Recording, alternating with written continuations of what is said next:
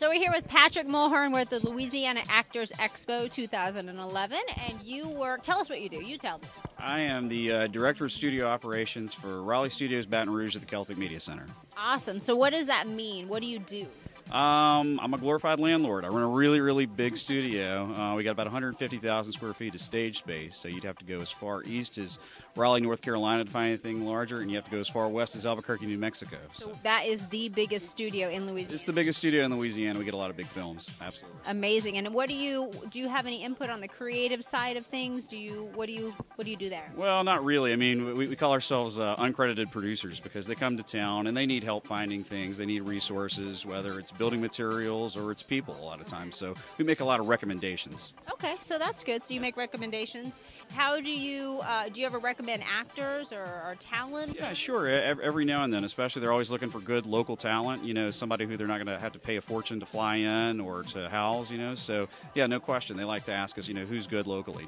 Okay, got it. And you also then refer them out to the agents too, so you're a source for them to find out which agencies have the good actors. We're just matchmakers is all we do. That's important. That's right. Yeah, we hook them up just A to B, and luckily they're finding all kinds of great resources, whether it's people or equipment or whatever. So that's awesome. Now, do you also have crew on staff there? They don't work for the studio directly, but yeah, there's plenty of crew living locally.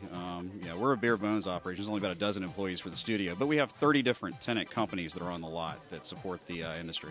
Okay, so you outsource and you recommend different crew and exactly. whatnot. Okay, good. How do you feel the industry's been over, say, from last year's expo to this year's expo as far as internal productions and external productions? Well, I think that you're seeing 2011, at least the last quarter of it, is just going to be off the hook. And the first quarter of 2012 is just it's going to blow everybody's mind.